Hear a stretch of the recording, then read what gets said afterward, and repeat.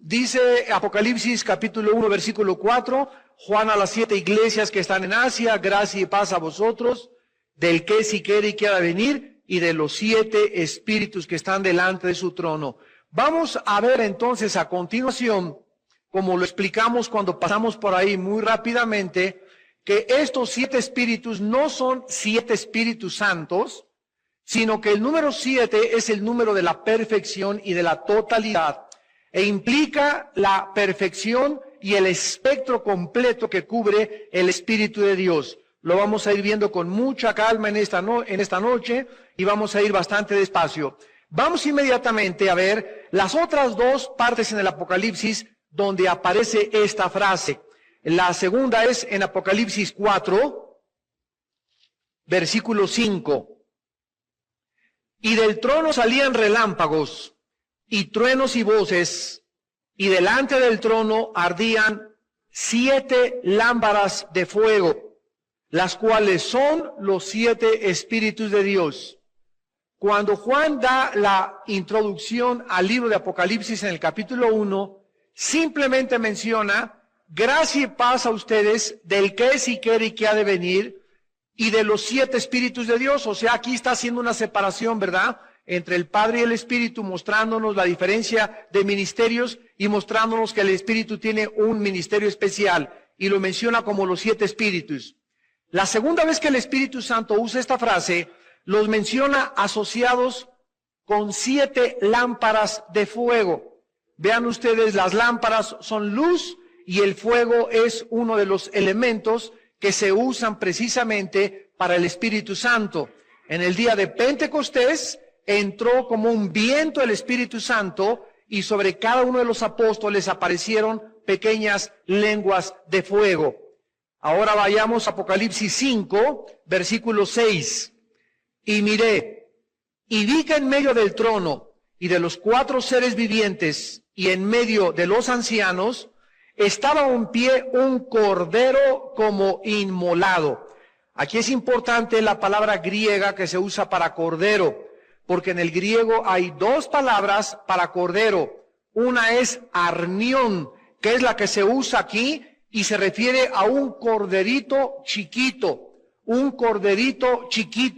y la otra es amnos, que se habla o se refiere a un cordero o a un borrego ya grande.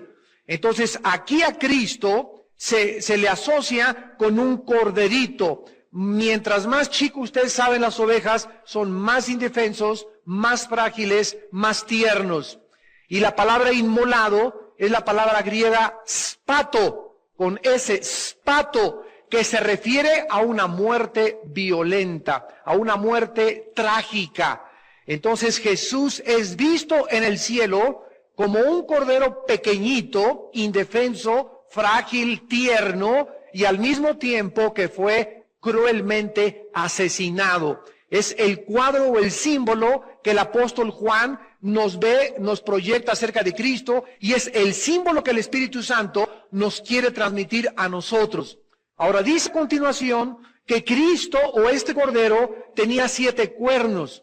Los cuernos siempre en la Biblia nos hablan de reinos o de poderes mundiales o de autoridad de gobiernos. Cuando dice la Biblia que Cristo tenía 7 cuernos, se refiere a que Jesús tiene el poder total y completo de todos los gobiernos del mundo y del universo. Por eso se le designa como Rey de Reyes y Señor de Señores. Y dice la Biblia que también tenía 7 ojos. Sabemos que Cristo no tiene ni 7 cuernos literales, ni tampoco tiene 7 ojos. Pero la Biblia nos explica el significado, los cuales son los 7 espíritus de Dios. Pero ahora vean ustedes a continuación que no solamente nos dice la Biblia que el Espíritu está en la mirada de Jesús. ¿Ya lo vieron? Los ojos representan al Espíritu de Dios o la perfección del Espíritu de Dios. Y cuando el Espíritu de Dios estaba dentro de Cristo, se manifestaba a través de sus ojos. Y cuando el Espíritu quería ver, usaba los ojos de Jesús. Cuando el Espíritu quería actuar, actuaba a través de los ojos de Jesús. Jesús dijo, la lámpara, la luz del cuerpo son los ojos. Si dentro del cuerpo hay oscuridad, entonces también el ojo está oscuro. Pero dice la Biblia, además, que estos 7 espíritus de Dios son, ¿qué cosa?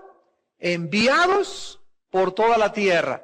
Si nosotros nos quedáramos aquí en Apocalipsis y no tuviéramos el libro de Isaías y no tuviéramos los otros libros de la Biblia, ¿verdad? Pues estaríamos preguntándonos cómo son enviados estos 7 espíritus, cómo pueden estar en los ojos de Jesús los 7 espíritus, pero lo vamos a descubrir y a investigar en esta noche. Ahora vayamos al Antiguo Testamento, al libro de Zacarías, capítulo 4. Zacarías, capítulo 4. Volvió el ángel que hablaba conmigo y me despertó, como un hombre que es despertado de su sueño. Y me dijo, ¿qué ves? Y respondí, he mirado y he aquí un candelabro, todo de oro, con un depósito encima y sus 7 lámparas encima del candelabro. 7 lámparas encima del candelabro y 7 tubos para las lámparas que están encima de él.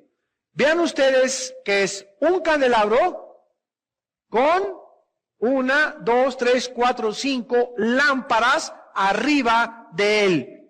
Este es exactamente el símbolo y el objeto en el cual Juan fija su vista en el capítulo 1 de Apocalipsis, cuando dice, y vi a Jesús en medio de 7 candelabros o 7 candeleros de oro. Noten ustedes que ahora son 7 luces o 7 lámparas encima del candelabro. 10. Zacarías 4. Porque los que menospreciaron el día que ñece se alejaron, y verán la plomada en la mano de Zorobabel. Estos 7 son los ojos de Jehová que recorren toda la tierra. A ver, en el Apocalipsis son 7 lámparas, son 7 ojos y están en Cristo. En el Antiguo Testamento dice que estos 7 ojos y estas 7 lámparas que están arriba de un candelabro son los ojos de Jehová, y se dice lo mismo que en Apocalipsis 5:6, recorren toda la tierra.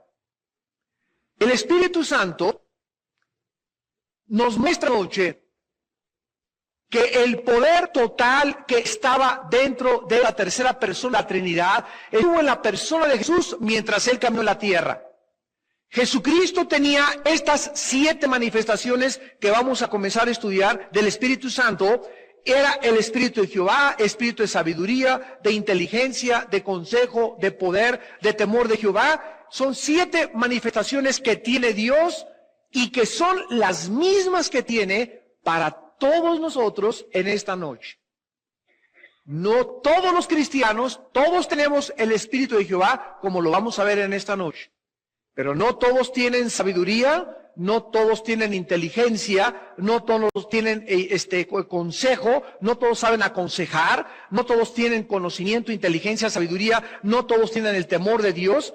Y cada vez que nosotros estamos acercándonos más a Dios y conociendo más a Dios, Él nos va a dar más sabiduría, la inteligencia aumentará dentro de nosotros, la comprensión de las cosas espirituales, y además comenzaremos a verdaderamente entender quién es Dios.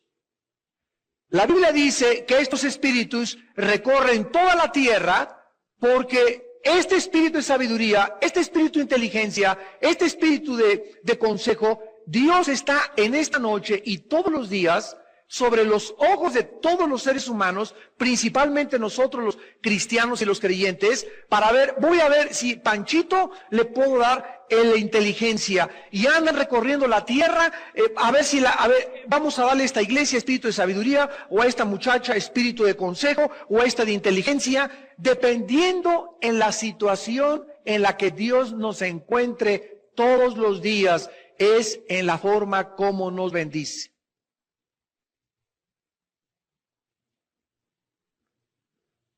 Dice en 2 Crónicas 16, 6 y 7 que Dios recorre toda la tierra buscando personas en quienes poder manifestar su poder. Que tengan un corazón recto para con Él. Dios pasa en septiembre por la casa de la familia González. A ver, cómo anda la familia sin devocionales. Quiero que sepan algo. La Biblia nos muestra en Zacarías y nos muestra en otros libros de la Biblia que Dios tiene como jinetes y como mensajeros que recorren toda la tierra y le llevan todo el reporte y las noticias de lo que pasa en cada ciudad, en cada casa, en cada iglesia, en cada país a Dios. Y así como hay un ejército de seres espirituales que le están reportando a Dios todo, absolutamente, lo que está aquí en la tierra, de la misma forma, Satanás, como lo enseña Job 1 y Job 2, recorre toda la tierra, todos los días, recogiendo los reportes de sus principados y de sus gobernantes y de sus demonios para elaborar planes y estrategias y combatir los planes y las estrategias de Dios. Entonces Dios recorre, en septiembre pasó a la familia González, a ver, no, pues ya tienen desde junio, julio y agosto la familia González, que ni devocionales, este hombre que es el jefe de la familia, sigue con sus películas pornográficas, sigue con sus revistas, sigue pegándole a su esposa, no es el jefe de la familia, y se van, y Dios no bendice a esa familia. Y luego en octubre viene una crisis financiera, está la familia González, Señor, ayúdanos, y levántanos, y danos trabajo, y mi hijo chocó, y pasó estas cosas, y ellos no entienden que necesitan rehacer su vida, arrepentirse y comenzar a caminar para que Dios comience a darle a esa familia González o a esa familia Ramírez o a esa familia X las cosas que necesitan para la vida espiritual. Pero si tú no tienes una actitud que esté demostrándole a Dios que estás cambiando, que estás creciendo, que estás desarrollándote, que quieres la santidad, que amas la pureza y que estás luchando por eso, no recibes nada del Espíritu de Dios. Dios está buscando a quien darle más y más y más y más, pero Dios trabaja bajo una ley. Él no le puede dar algo a aquel que está reteniendo o al que ha enterrado sus talentos. Es una ley inexorable espiritual y física también. El que no tiene, aún lo que tiene le será quitado. Pero al que tiene y da, le será dado más. Y no solamente en el área del dinero, en el área del tiempo, en el área del amor, en el área de misericordia. Los ángeles vienen, vamos a sumarnos a Pancho. A ver, en esta semana, ¿a quién ha amado Pancho?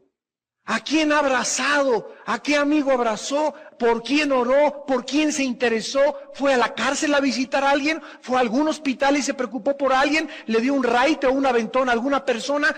Todos los detalles de nuestra vida están perfectos. No os canséis de hacer el bien. Un vaso de agua que des está registrado en el reino de Dios. A su tiempo segarás si no te cansas de hacer el bien.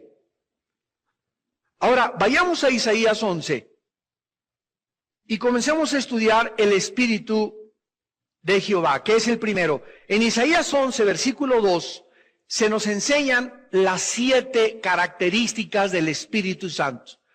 El espectro completo, la perfección del Espíritu de Dios. Isaías 11, 2. Y vamos en esta noche tal vez a estudiar 1 o 2. Si nos da tiempo. Y dice, vamos a ver desde el versículo 1, saldrá una vara del tronco de Isaí. Dios se había dicho que de Abraham vendría el Mesías. Alguien podría decir, oye, pero Abraham tuvo mucha descendencia. Y nos contesta Dios, bueno, vamos a resumirla, va a salir, no de todos, de Isaí, de Isaac, no de Ismael. Bueno, sí, Señor, pero Isaac va a tener mucha descendencia. Bueno, vamos a reducirla a Jacob, vendrá de Jacob. Bueno, Jacob tuvo 12 hijos. Bueno, dice el Señor, y de los 12 a Judá. Bueno, también Judá tuvo mucha descendencia. Bueno, ahora busquen en la casa de Isaí. pero Isaí tuvo 7 hijos, buscan en la familia de David. Y Dios nos fue estrechando y estrechando y estrechando las profecías para que supiésemos perfectamente bien cómo reconocer al Mesías. Y esta evidencia de la palabra profética es una de las más grandes evidencias que existen acerca de la veracidad y acerca de la exactitud y de la certeza y de la verdad de que la Biblia es la palabra de Dios y de que Jesús es el Mesías prometido. Saldrá una vara del tronco de Isaí. Isaí fue el papá de David. Y un vástago retoñará de sus raíces. Ahora, de este hombre que venía de David, que fue el rey David, del cual vino Jesucristo, ¿cómo dice Apocalipsis 5? ¿Cómo se llama Jesús? El león de la tribu de Judá y la raíz de David. Entonces, lo mismo que dice Juan Apocalipsis, Isaías 750 años de Cristo lo mencionó. Él es el vástago que retoñó de entre la familia de David. Ahora dice el versículo 2, reposará sobre él espíritu de Jehová, espíritu de sabiduría y de inteligencia, espíritu de consejo y de poder, de conocimiento y de temor de Jehová. Aquí tenemos las 7 características, el espectro de las 7 manifestaciones del Espíritu de Dios, que está Dios buscando a quien poder darle cada una de estas características. Ahora, el Espíritu de Jehová es el mismo Espíritu de Hashem Adonai. Es el Espíritu del Padre, es el Espíritu de Dios, es el Señor mismo, el Creador de todas las cosas. Aquel que dice, en el principio Dios hizo los cielos y la tierra, y el versículo 2, y el Espíritu de Dios se movía sobre la faz de las aguas. Es el primer versículo en la Biblia donde aparece el Espíritu de Jehová. ¿Y cómo aparece el Espíritu de Jehová? En el primer versículo de la Biblia y en el segundo, moviéndose. La palabra se movía es en el hebreo empollar. Como la gallina se para arriba de los huevitos y comienza a hacerle así la gallina para empollar los huevitos, así se retrata el Espíritu Santo sobre el planeta Tierra. Como una gallina cubre a un planeta, el Espíritu Santo cubrió la Tierra y la hizo empollar. La hizo que la Tierra produjera vida. Desde el principio, el Espíritu de Dios es el autor y el que da la vida. Es el Espíritu que dice en Juan 4:24, mi Padre es Espíritu, dijo Jesús. Dios es Espíritu, y los que le adoran en espíritu y en verdad le tienen que adorar. Es el Espíritu de Isaías 40, versículo 13, que dice, preguntando el profeta, ¿quién enseñó al Espíritu de Jehová o le aconsejó enseñándole? Ese Espíritu de Jehová, no hay nadie en el universo que pueda enseñarle nada.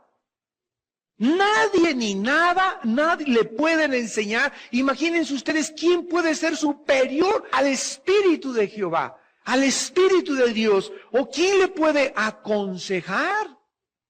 Oye, pues te aconsejo que no hagas eso. Te aconsejo que hubieras cambiado mejor de plan y no hubieras permitido eso que pasó allá abajo en la tierra. Cualquier duda que tengamos nosotros de por qué Dios actúa así, nos coloca como maestros de su Espíritu. Cualquier sugerencia que tú digas en tu corazón, en lo profundo, pues si yo fuera el pastor, yo me fijaría mejor en lo que está haciendo. Y él no se ha fijado que yo también puedo ser pastor. Y si fuera yo pastor, le recomendaría aquellas cosas. Y si yo fuera Dios, no hubiera permitido tanta gente muerta en inundación en Campeche. Ay, qué feo. Y porque si Dios es tan bueno, ¿por qué cosas tan feas hace? ¿Y por qué permite las guerras? ¿Y por qué si es todopoderoso no detiene al diablo? Y todas estas cuestionamientos que están en nuestra mente y que son válidos si se los haces a Dios y le dices, Señor, todas estas preguntas que tengo, necesito que me las respondas, pero si se las haces desafiándolo y retándolo e insinuándole, lo que estás haciendo no me parece bien, es más, bájate y aquí ponte y déjame subir a tu trono y yo hago las cosas mejor en el universo. Esa es la culminación y el clímax de la soberbia humana.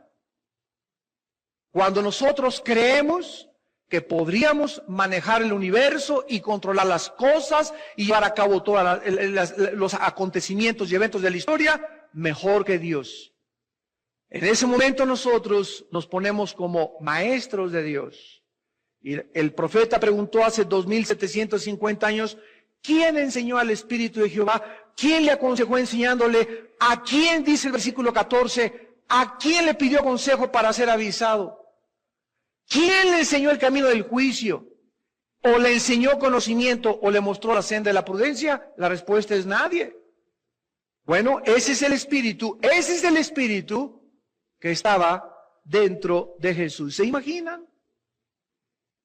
Dice Colosenses 2, versículo 2, en Cristo están todos los secretos de la sabiduría y del conocimiento. Si alguna persona en este universo que nos rodea anhela conocer y anhela saber y busca respuestas a las tres principales incógnitas de la filosofía, de dónde venimos, quiénes somos y a dónde nos dirigimos, las vas a encontrar en la persona de Jesús. En ningún gurú, en ninguna religión, en ningún sistema comunista, en ningún sistema filosófico, en ninguna biblioteca de ninguna parte del mundo. La verdad no es un concepto, la verdad es una persona. No es un concepto filosófico, la verdad moral y espiritual es una persona y se llama Jesús. Cuando Pilato tuvo enfrente a Jesús y le dijo en Juan 18, ¿qué es la verdad? Jesús se quedó y le contestó, yo para eso he venido a este mundo, para dar testimonio de la verdad. Todo el que es de la verdad, oye mi voz. Y Pilato le dice, ¿la verdad? ¿Qué es la verdad? Pilato en ese momento creyó que Jesús le iba a contestar, pues la verdad es esto y esto. Pero Pilato nunca supo que tenía a la verdad enfrente de él. Jesús no le contestó porque él era la verdad. Jesús no le contestó porque no era una respuesta filosófica la que Pilato necesitaba. Él tenía la personificación de la verdad enfrente de él. Y cuando nos damos cuenta que la verdad es una y no es relativa ni subjetiva, en ese momento nos podemos descubrir que nadie, absolutamente nadie puede contestar qué es la verdad más que el Hijo de Dios. Ahora, este espíritu de Jehová que estuvo sobre Jesucristo, es importante que comencemos a entender cómo operaba, porque si aprendemos cómo operaba en el Antiguo Testamento, vamos a descubrir cómo operaba en el Nuevo Testamento. Y, escúchenme, vamos a ver cómo opera en Apocalipsis. Porque recuerdan cuando estuvimos estudiando hace 2 o 3 conferencias, que Jesús, cuando bajó al mundo, bajó bajo la ley. Y cuando Jesucristo estuvo en este mundo, no sabía todo. No sabía todas las cosas porque no estimó el ser igual a Dios, se despojó de sus prerrogativas, de muchas cosas que él tenía y se puso debajo del Padre y guiado por el Espíritu Santo. Cuando Jesucristo resucita, sube al cielo, es glorificado, es sentado a la diestra del Padre, es puesto sobre todos los tronos y principados del universo, es Señor de señores y Rey de reyes, desde hace 2000 años en el universo allá arriba, y entonces Él baja a la tierra y se le aparece a Juan, y cuando se le aparece a Juan Jesucristo, ya es el Cristo que ha recibido la corona, ya es el Cristo que entró al lugar santísimo, ya es el Cristo glorificado, ya es el Cristo exaltado, ya es el Cristo vencedor, es el Cristo victorioso. Y cuando baja aquí le dice a Juan, ahora tengo las llaves de la muerte y del Hades. Antes no las tenía. Hasta después de que Él venció y resucitó, se le entregaron las llaves de la muerte y del Hades. Para que Él pudiera tener las llaves de la muerte, tenía que haber vencido antes a la muerte. En el libro de los Jueces, vamos rápidamente a Jueces capítulo 6, vamos a ver un ejemplo, cómo operaba el Espíritu Santo. El Espíritu de Jehová, o el Espíritu Santo, que son sinónimos, Ruach el Kadosh, el Espíritu Santo, operaba en el Antiguo Testamento temporalmente. En otras palabras, el Espíritu de Dios bajaba, sobre una persona, como los jueces, lo vamos a ver sobre Gedeón, Sansón, David, y los capacitaba, los habilitaba para el servicio a quien Dios los había llamado, y ese espíritu se subía otra vez y ya no operaba en esa persona. Y las personas lo sabían, ¿verdad? Sansón lo descubrió porque cuando el espíritu venía sobre Sansón, Sansón no hacía pesas, ni tomaba anabólicos, ni chochos, ni cosas de esas, sino que Sansón debía su fuerza extraordinaria a que el Espíritu Santo entraba dentro de él, y cuando el Espíritu estaba dentro de Sansón, Sansón podía, lo vamos a ver, ¿verdad?, matar a 300 filisteos, podía cargar una puerta de 350 kilos, podía agarrar a un león así como si fuera un cabrito y hacerle así en las quijadas, y podía tener una fuerza extraordinaria. Pero Sansón descubrió trágicamente que ese espíritu, él no lo manejaba, él no podía decirle cuándo lo ungiera, sino que el Espíritu Santo estaba sobre Sansón, y cuando el Espíritu Santo se iba de Sansón, Sansón era igual como tú y como yo. Y un día lo amarraron a Sansón, y él, creyendo que el Espíritu Santo era su siervo y que hacía lo que él quería y podía dar la fuerza cuando él quería, comenzó y nada, y dice la Biblia, es que no sabía que el Espíritu de Dios le había abandonado. Y trágicamente descubrió Sansón que el Espíritu Santo no era su siervo, ¿verdad? Y que él no era el que mandaba al Espíritu Santo, sino que soberanamente operaba sobre él. Pero Sansón fue un hombre tan sensual y le gustaban tanto las mujeres, y no pudo poder controlar su sensualidad, que finalmente Dios le abandonó y le dejó. Y lo agarraron, le sacaron los ojos, le cortaron el pelo, lo hicieron un payaso, se burlaron de él, y finalmente, en la gracia y soberanía de Dios, le permitió Dios recargar sobre 2 columnas y morir debajo de todos los filisteos. Lo que Sansón no hizo en la vida, lo hizo en el momento de su muerte. Dice aquí en Jueces 6, versículo 34, entonces el Espíritu de Jehová vino sobre Gedeón, y cuando éste tocó el cuerno, los aviseritas se reunieron con él. Jueces 14. Es muy importante la palabra sobre. Jueces 14:6. El Espíritu de Jehová vino sobre, no dentro de, sobre Sansón, quien despedazó al león como quien despedaza un cabrito, sin tener nada en su mano, o sea, con las puras manos, y no declaró ni a su padre ni a su madre lo que había hecho. Jueces 15. Versículo 14, y así que vino hasta Leí, está hablando de Sansón. 15:14, Jueces.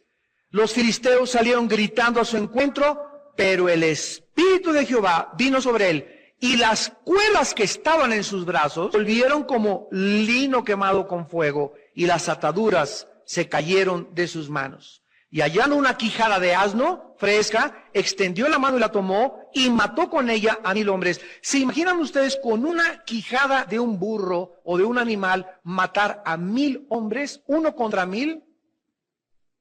¿Se imaginan 1 contra 1000? O sea, te rodean 1000 personas. Digo, ¿qué probabilidades tiene salir vivo? Ninguna. Por más fuerte, por más karateca, por más Jackie Chan que te digan. Pero era porque el Espíritu venía sobre él. Ahora vayamos a 1 Samuel. Ahí después de Jueces sigue Samuel. Para que no te vayas a Apocalipsis. 1 Samuel 16. Versículo 13. 1 Samuel 16, 13. Y Samuel tomó el cuerno del aceite y lo ungió en medio de sus hermanos. Desde aquel día en adelante, el Espíritu de Jehová vino sobre David. Desde aquel día en adelante, el Espíritu vino sobre David. Y se levantó luego Samuel y se volvió a Ramá. Vemos nosotros que entonces el Espíritu Santo venía sobre las personas, las capacitaba y les daba poder entonces el Espíritu Santo los dejaba. El Espíritu Santo en el Antiguo Testamento no entró dentro de las personas para morar y hacer su habitación permanente como lo hizo y como lo tenemos actualmente todos los que hemos entregado nuestra vida al Hijo de Dios. Estas son las diferentes operaciones en el Antiguo Testamento, en el Nuevo Testamento. Ahora, en el Nuevo Testamento, cuando una persona se convierte, escúcheme con mucho cuidado, recibe al Espíritu de Jehová para entrar dentro de persona. Y dice Efesios 1, 13 y 14, que el momento en que el Espíritu entra es un sello. Es un sello. La presencia del Espíritu Santo es un sello permanente el día de mi resurrección. Es un sello, es una garantía del Espíritu en mi vida de que le pertenezco a Dios. De que le pertenezco a Dios. Ahora, después de Pentecostés, recibieron ya los discípulos el Espíritu Santo, pero en Pentecostés fueron llenos del Espíritu Santo. Y después fueron otra vez llenos del Espíritu Santo. Y después fueron otra vez llenos del Espíritu Santo. Y dice, y venía el Espíritu sobre de ellos y hacían esto. Y venía sobre Pablo, no dentro porque ya lo tenían, venía sobre de ellos y hacían tal o tal cosa. Y por eso hay tanta confusión entre recibir el Espíritu Santo y el bautismo del Espíritu Santo. ¿Cuál es la diferencia? Bueno, dice, hay dos pasajes, Romanos 6 del 1 al 4 y 1 Corintios 12, 13. En el momento que una persona recibe al Espíritu de Jehová, al Espíritu Santo o al Espíritu de Cristo, que es lo mismo, lo vamos a ver ahorita en Romanos 8, en ese momento yo le pertenezco a Dios, he sido sellado con el Espíritu Santo, con cuidado, el Espíritu Santo nunca, jamás se va a salir de mí. Nunca, nunca, nunca, nunca, hasta que yo resucite. Que me porto mal, el Espíritu Santo se contrista, le causo dolor. Me sigo portando mal, lo apago. Reduzco su influencia dentro de mí, lo limito, lo bloqueo y ya Dios ya es un cristiano totalmente entregado al juicio de Dios.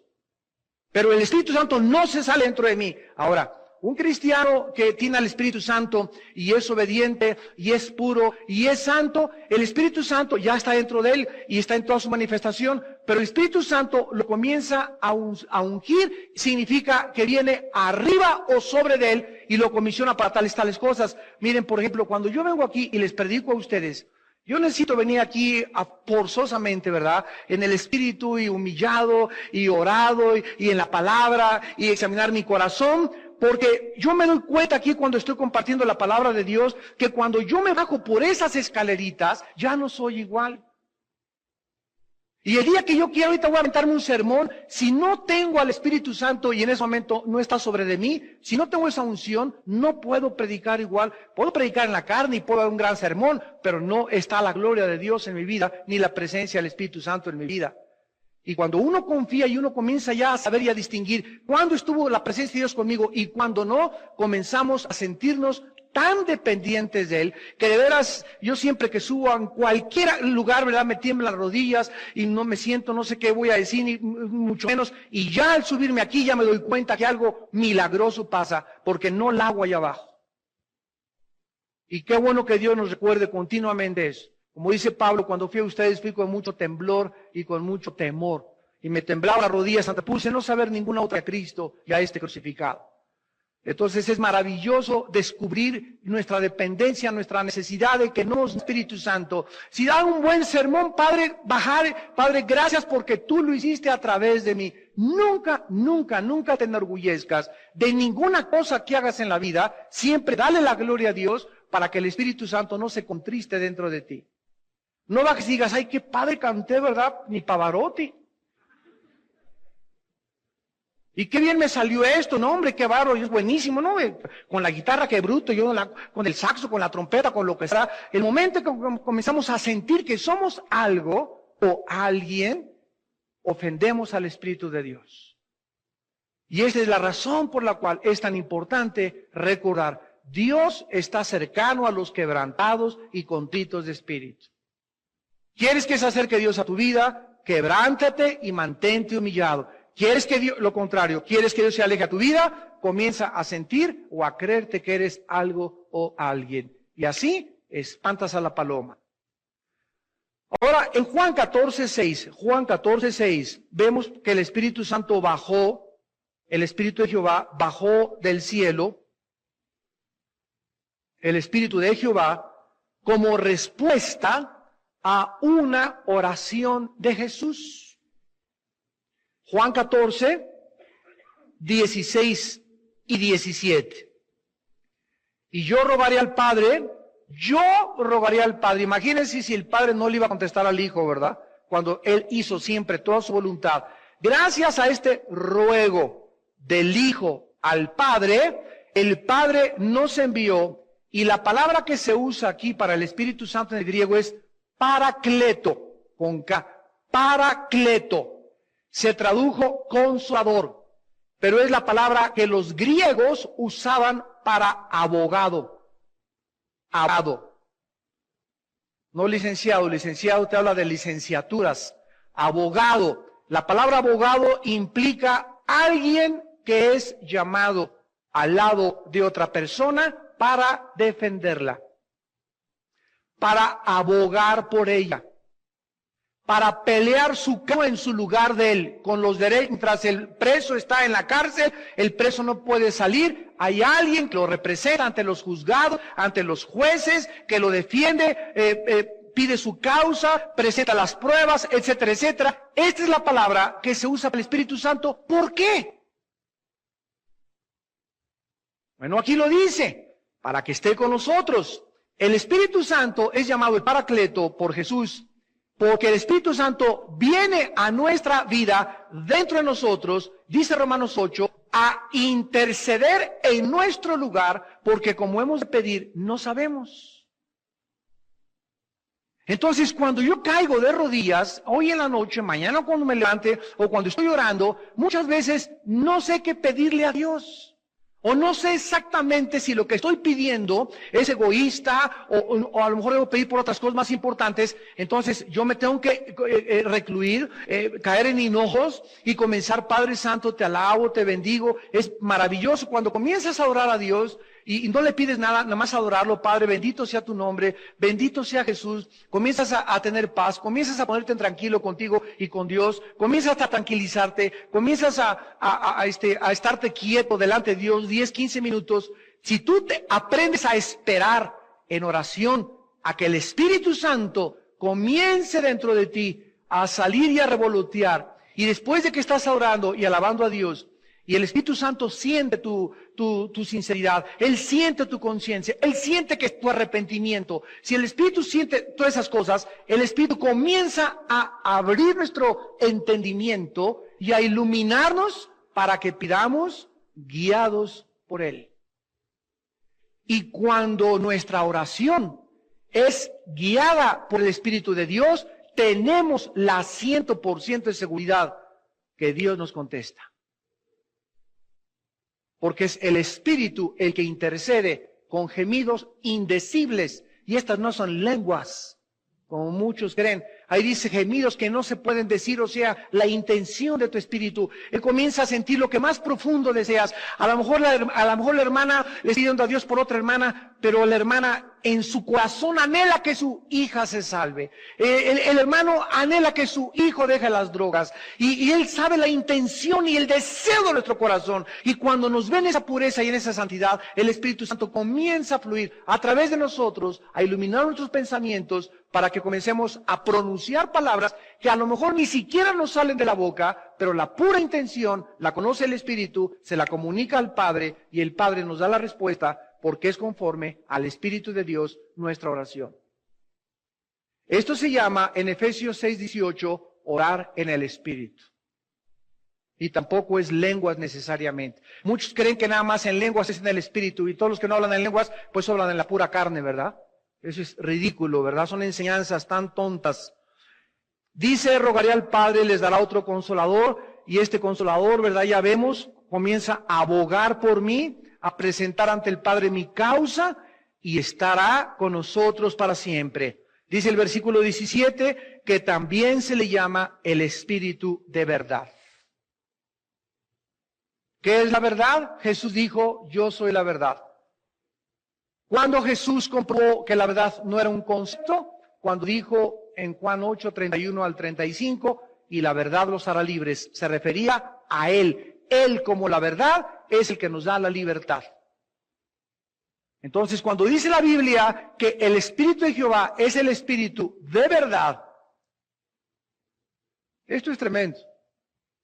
Nos está revelado que hay una sola verdad en el universo.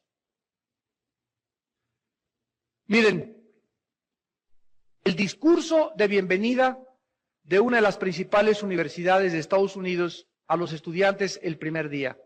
Escuchen lo que el director de la universidad le dijo a los estudiantes el primer día de clases en una de las mejores universidades de Estados Unidos. Bienvenidos, quiero que sepan todos ustedes que aquí hay absoluta tolerancia para todos los credos, para todas las religiones, para todos los temas de pensamiento y para todos los estilos sexuales y de vida que cada quien tenga. No somos intolerantes con alguien que sea intolerante en cuanto al credo, religión o estilo de vida sexual de cualquier persona. En esta universidad, si tú eres homosexual, te respetamos. Si eres lesbiana, te respetamos. Si crees en Buda, te respetamos. Si crees en Mahoma, te respetamos. ¿Por qué? Porque cada quien tiene su verdad y no puede existir una verdad objetiva y verdadera. Suena bien, ¿verdad? Sin embargo, debajo de esto se encuentra la filosofía de un español que escribió un libro que se llama El mito nacionalista. Y en este libro él explica que no se puede determinar quién tiene la verdad porque cada persona tiene su verdad. Y tú, estudiante que me estás escuchando, vas a ir a la secundaria y vas a ir a la preparatoria y vas a comenzar a hablar de Cristo y vas a escuchar esto y te van a decir, es que esta es tu verdad, déjame a mí en mi verdad y no te metas porque todos tenemos nuestros diferentes puntos de vista de la vida. Esto se llama subjetivismo o relativismo filosóficamente. O sea, no existe una verdad absoluta. Son muchas verdades y cada quien tiene su punto diferente de la verdad. En otras palabras, cada quien tiene la razón, cada quien tiene el derecho de determinar por sí mismo qué es la verdad. Imagínense nada más que es el mundo y la cultura en la que estamos viviendo. Y cuando un estudiante, cuando una persona, cuando un cristiano, cuando un pastor, cuando un teólogo se enfrenta ante este ataque filosófico, principalmente a nivel universitario, pues entonces todos los universitarios comienzan a quebrar, se la vi, pues yo soy así, nadie se meta conmigo, y entre ustedes tampoco se metan conmigo, y entonces ahí es cuando nosotros entramos a un punto de debate donde se llama la intolerancia del cristianismo. ¿Por qué? Ahorita, miren, hace 4 días, ahí en Toluca, Alan, mi hijo, que es pastor y presidente de la Alianza de Pastores de Toluca, me dijo, papá, ¿sabes qué? Que tuvimos aquí una reunión y vinieron budistas, vinieron rabinos, vinieron testigos de Jehová, vinieron sintoístas, vinieron musulmanes, nos invitaron a los cristianos evangélicos, fue quién sabe quién, de qué iglesias representantes, había católicos. Y el tema en el panel hace 4 o 5 días en Toluca, fueron invitados por el gobierno para debatir lo que se llama la tolerancia religiosa. El gobierno está muy interesado de que todas las ARs, las asociaciones religiosas, seamos tolerantes unas con otras. Y la tolerancia cabe entre nosotros en el sentido, por ejemplo, el cristianismo se diferencia del catolicismo, se diferencia de los musulmanes, en que el catolicismo y los musulmanes y los mahometanos obligan a la gente a que sea musulmana y si no se le considera infieles y usan la fuerza para convertirlos. Y la meta del mundo musulmán es convertir a Occidente a través de la fuerza y matar inclusive al que se resista. Y esto está en el libro del Corán. El cristianismo se diferencia en que Jesús dijo, el que cree, venga a mí y beba. El que tenga sed, venga a mí y beba. Y de tal manera para que cualquiera que en mí crea no se pierda, mas tenga vida eterna. Dios nos invita a que vengamos a Él. Nosotros nunca obligamos ni forzamos a nadie a venir a Jesús. Entonces somos tolerantes y no vamos a atacar a los mormones, ni a los católicos, ni a los musulmanes, etcétera, etcétera. Pero cuando se trata de definir quién tiene entre todas las religiones de la verdad, y el budista dice que él, y el musulmán dice que él, y el judío dice que él, cuando el cristiano repara y relincha y se levanta y dice, un momentito, es imposible, lógica y filosóficamente, que haya 7 verdades aquí, por lo que tiene que haber una, inmediatamente se le considera intolerante. Se le acusa de revoltoso, orgulloso, exclusivista, radical, y es que el panzoncito gordito que tú tienes, que es Buda, ¿es la verdad? Mira, quiero decirte una cosa, cuando estamos tratando de determinar quién es el que tiene la verdad, se necesita forzosamente investigar las evidencias. Miren rápidamente un ejemplo, aunque me tome aquí un poquito más de tiempo. 11 de septiembre de 2001, 19 muchachos árabes se van contra 2 torres de Nueva York y las destruyen. Y después sale a la luz que estos 19 jóvenes estaban, escúchenme, convencidos de su verdad, de que Alá es el Dios y que a través de la violencia, después del choque contra las torres, lo estaban esperando 12 mujeres en el cielo y la eternidad para siempre. Por otro lado, los Estados Unidos de Norteamérica dicen, estos son terroristas, estos son asesinos, estos son estos. Ellos dicen, los árabes, no es cierto, son ustedes, son hijos del gran Satán. Estados Unidos dice, los vamos a perseguir. La pregunta ahorita es, ¿quién de los dos dice la verdad? ¿Quiénes tienen la razón? ¿Los terroristas o los Estados Unidos que los acusaron de asesinos y ladrones? Ahora, si decimos que los terroristas tienen la verdad, y si tú dices que Estados Unidos tiene la verdad, la pregunta es, demuéstramelo. ¿Basado en qué cosas? Porque basados en su religión, ellos estaban totalmente seguros, convencidos, al grado que la noche anterior se les mandó una carta de los dirigentes árabes, tal vez de Bin Laden, que decía, jóvenes, acuérdense que mañana pórtense como héroes, los espera el paraíso, muerte a los infieles y tengan valor y nunca retrocedan para atrás. Todos leyeron esta carta 24 horas antes y estaban tan convencidos que se fueron con una frialdad y con una certeza de que realmente el suicidio era para ellos lo mejor. Por otro lado, condenamos esto en Occidente. ¿Quién tiene la verdad? Bueno, nosotros tenemos que investigar, en primer lugar, quién está detrás de ellos, y detrás de ellos está Mahoma. Y detrás del otro punto de vista está la Biblia. Si nosotros no tuviéramos la Biblia, entonces la verdad sería relativa, porque unos dirían, los nazis estaban convencidos, ellos, y quién lo puede dudar, de que la raza aria iba a ser la raza que conquistaría el mundo. Occidente dijo, no es cierto, vamos a atacarlos, y quitaron a Hitler del poder. Agarraron a los sobrevivientes, los llevaron al juicio de Nuremberg, en Alemania, en Berlín, y los pusieron bajo la Corte de Justicia Internacional de la Haya, y les reclamaron que por qué haber matado. Los generales alemanes, ex-nazis, se pararon y contestaron al Occidente, es que para nosotros los judíos eran ratones, para ustedes simbolizan algo, pero ustedes no tienen el derecho de quitarnos el punto de vista que tenemos de los demás seres humanos en el mundo. Y sácalos de ahí. ¿Cuál es la conclusión? Te vuelvo a repetir, si no tuviéramos un parámetro, si no tuviéramos una medida, si no tuviéramos una norma, si no tuviéramos un patrón que pudiera determinar y comparar uno con el otro, viviríamos en un mundo relativista, donde cada quien haría lo que le da la gana. ¿Sabes qué? Yo soy homosexual, no te metas conmigo. Yo así nací, es mi estilo de vida, así lo creo y voy a adoptar hijos. Tú ten lo que quieras, no te metas conmigo, yo no me meto contigo.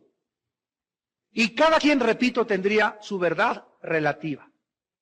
Desgraciadamente no es así. ¿Por qué no es así? Porque Dios intervino en el escenario humano, mandó a Jesucristo, nos dejó la Biblia y encontramos en la Biblia el único libro que contiene verdades absolutas. Todas las verdades en la Biblia dicen, así tiene que ser. Escucha, la verdad relativa del mundo es verdad para ese tiempo, es verdad para ese pueblo, es verdad para los nazis, es verdad para los árabes. Las verdades absolutas te dicen esto, la verdad es verdad para los tiempos de los nazis, es verdad para los chinos, es verdad para el siglo XX, para el siglo XVIII, para el siglo X, y las verdades iguales, morales, éticas y filosóficas no pueden cambiar. Si algo cambia la verdad, deja de ser verdad. Ya no es verdad, es absolutamente relativo. Y cuando nosotros no entendemos, mañana voy a hablarles a los jóvenes en el campamento de esto, de las convicciones y de la filosofía relativista y el objetivismo que existe actualmente dentro de los creyentes cristianos y que debe existir porque la verdad cristiana es una verdad objetiva, no es una verdad subjetiva, relacionada o dependiendo del ser humano o de los cambios del ser humano. Y este es el mensaje que el mundo necesita.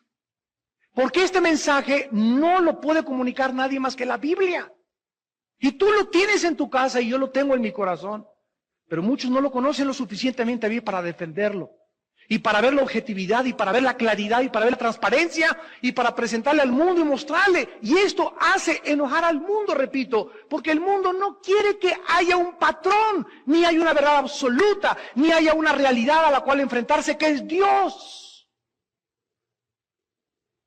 ¿Y qué es lo que ha hecho el mundo? Sustituir, Romanos 1, la verdad por la mentira, dándole culto mejor a la criatura. El ser humano, en lugar de adorar a Dios, buscan a un líder religioso vestido de blanco, o buscan a uno pelón, o buscan a uno gordito, o buscan a algún ave, o buscan al cielo, o buscan la luna, o se van a Teotihuacán a adorar al sol. Pero el ser humano está buscando desesperadamente a través de quien canalizar esa conciencia que Dios nos ha dejado dentro de nosotros y que se llama en el libro de Eclesiastés capítulo 4, la eternidad. Dios puso la eternidad dentro de nosotros para que nosotros supiéramos que hay un vacío muy profundo en nuestra vida y que necesitamos llenarlo, y el único que lo puede llenar es el Hijo de Dios, Jesucristo. Y finalmente, vamos rápidamente a Romanos 8, les quiero enseñar que este Espíritu de Jehová es el Espíritu que moró en el Hijo y es el Espíritu que mora en nosotros. ¿Se acuerdan ustedes que en Isaías 61, el profeta hablando de Cristo dijo, el Espíritu de Jehová el Señor está sobre mí? ¿Recuerdan, verdad? ¿Está qué? Sobre mí. ¿Cuándo recibió Cristo al Espíritu de Dios? Cristo tenía al Espíritu de Dios desde que nació. Pero caminó Cristo 30 años, 1, 2, 3, 20, 25, a 30 años. Y durante 30 años el Espíritu de Dios estaba dentro de él. ¿Por qué? Porque dice en Hebreos 5 que conforme padeció, aprendió la obediencia a los 12 años, sorprendió con su sabiduría a los intérpretes y a los sabios de la ley en Jerusalén. Ella tenía el Espíritu de Dios, pero vino sobre él a los 30 años en su bautismo en el río Jordán. A los 30 años. Sobre él. Ya lo traía dentro de él. Pero no es hasta que está sobre de nosotros que somos comisionados para el servicio. 30 años Cristo no le habló a nadie del Evangelio.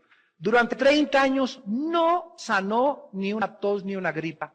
Durante 30 años no echó a ningún demonio fuera. No hizo nada hasta que el Espíritu vino sobre de él. En Romanos 8 dice el versículo 9, mas vosotros no vivís según la carne, sino según el Espíritu, si es que ¿quién?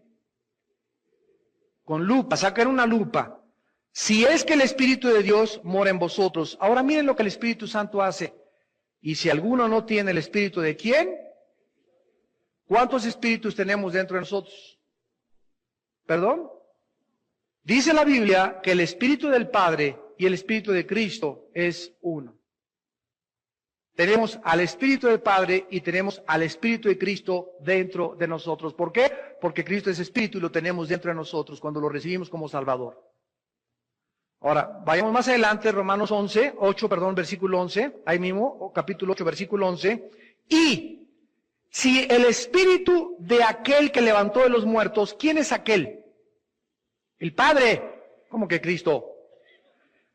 Y si el espíritu de aquel que levantó de los muertos a Jesús, aquel es el Padre, o sea, y si el espíritu del Padre, que fue el que levantó a Jesús de los muertos, mora en vosotros, ¿verdad? Otra vez se vuelve a decir que el espíritu de Jehová está morando dentro de nosotros. Dice, el que levantó los muertos a Cristo Jesús, o sea, el Padre, vivificará también vuestros cuerpos mortales por su espíritu que mora en vosotros. O sea, Dios el Padre, con su espíritu, lo envía, le da vida a Jesús, lo levanta entre los muertos, y ese espíritu que resucitó a Cristo hace 2000 años, está dentro de nosotros morando, y cuando nosotros moramos, va a hacer lo mismo que hizo con Jesús. El Padre levanta a su Hijo como garantía, dice 1 Corintios 15, si Cristo no resucitó de los muertos, somos los más dignos de lástima. Pero es el mismo Espíritu el que nos va a levantar a nosotros. Versículo 14. Porque todos los que son guiados por el Espíritu de Dios, estos son hijos de Dios. Versículo 16. El Espíritu mismo da testimonio a nuestro espíritu de que somos hijos de Dios. ¿Cuántos espíritus tenemos dentro de nosotros? Dos. El espíritu del Padre y mi espíritu propio. El espíritu da testimonio a nuestro espíritu. Cuando nacimos de nuevo, nuestro espíritu volvió a...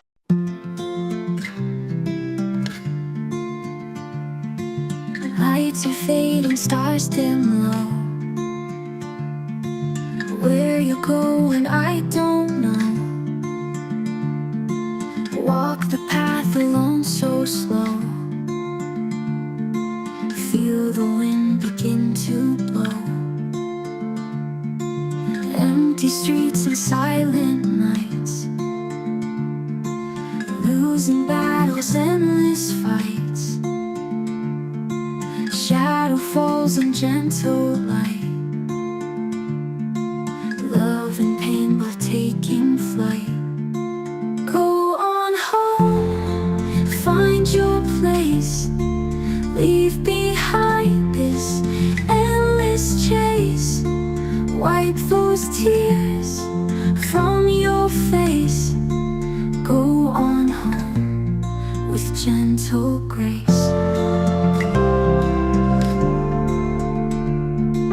Broken dreams and distant cries. Feel the warmth of sunrise streets. Trust the heart, it never lies. Through the tears and goodbyes. Sun is rising, time to go. Feel the peace begin to grow. Memories like rivers flow. Home is where your heart will glow. Go on home, find your place. Leave behind this endless chase. Wipe those tears from your face. Go on home with gentle grace.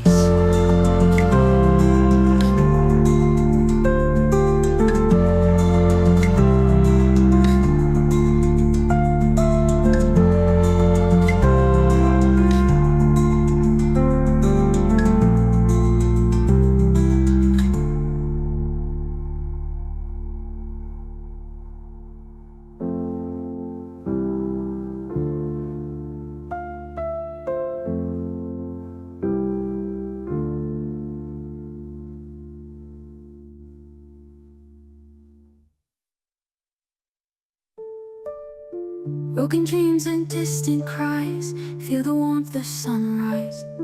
Trust the heart, it never lies. Through the tears and goodbyes. Sun is rising, time to go. Feel the peace begin to grow.